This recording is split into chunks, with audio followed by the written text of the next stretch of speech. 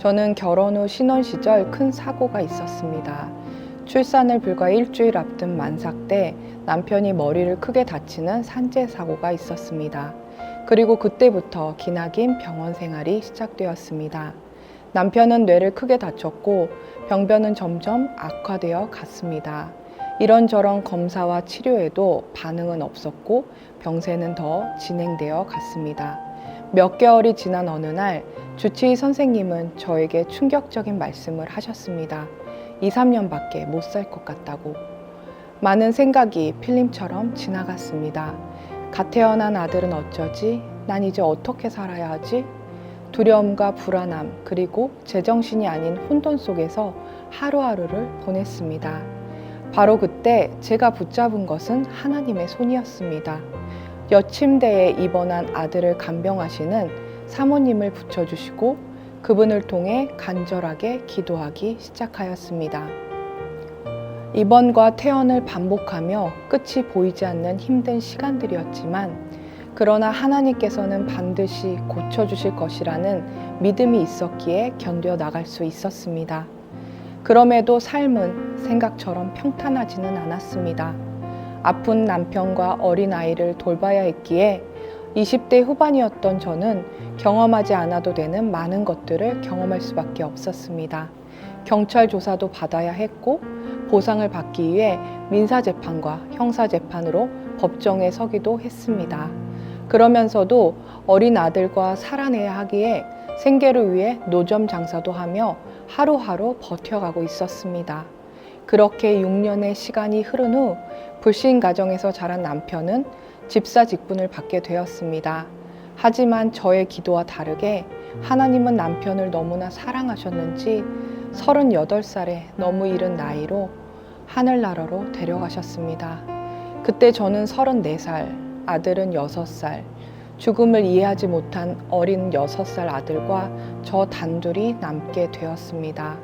믿을 수도 믿고 싶지도 않았기에 죽은 나사로를 살리신 것처럼 저희 남편을 살려주세요 라고 어리석은 기도를 하기도 하였습니다. 한 번은 아이가 저에게 이렇게 물었던 적이 있습니다. 아빠는 할아버지도 아닌데 왜 하늘나라에 갔어?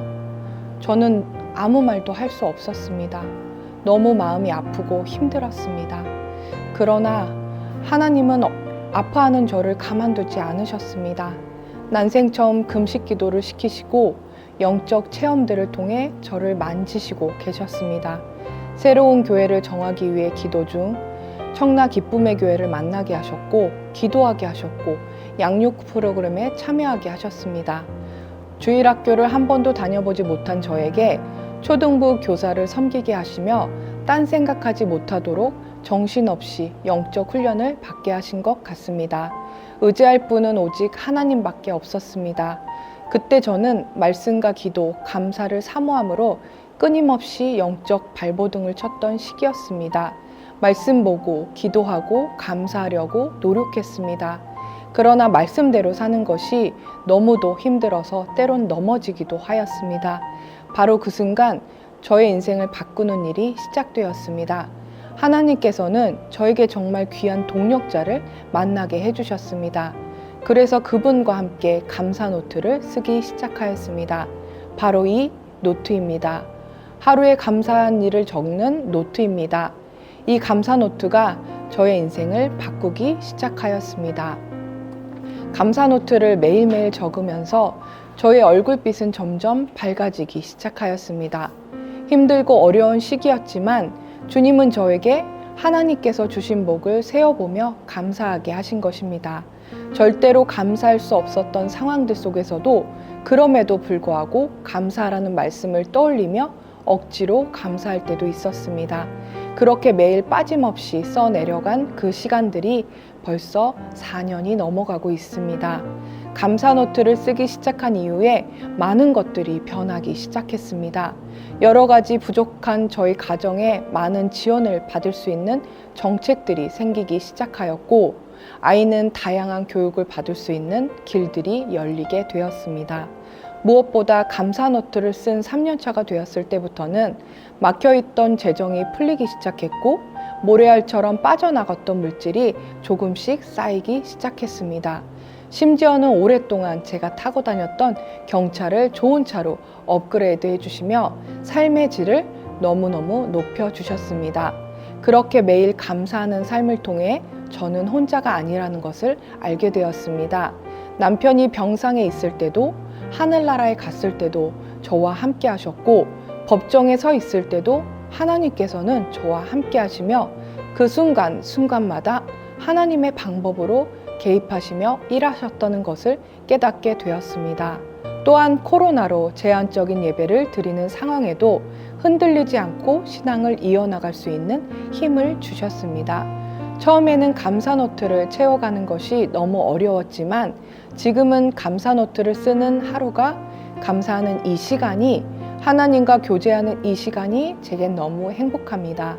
담임 목사님께서 말씀하셨죠. 감사는 축복의 문에 들어가는 열쇠라고. 주님은 삶의 감사라는 재료를 녹여 각자의 모양에 맞는 맞춤 열쇠를 만들어 가시는 것 같습니다. 소망도 희망도 없고 가진 것도 배운 것도 없는 가난한 과부인 저에게 2022년 한 해에 감사의 삶을 허락하시고 풍성하게 채워주신 하나님께 정말 감사드립니다. 새로운 2022년은 받은 은혜와 사랑을 주변에 나누는 첫 걸음이 될 것입니다. 여러분, 하나님은 저 같은 사람도 살리셨습니다. 여러분, 하나님은 기가 막히게 삶을 인도하십니다. 여러분, 하나님은 정말 살아계십니다. 보잘것없는 저의 이야기를 들어주시고 저희 가정을 위해 기도하여 주신 목사님들과 성도님들, 그리고 함께해 주신 동력자분들 정말 감사합니다.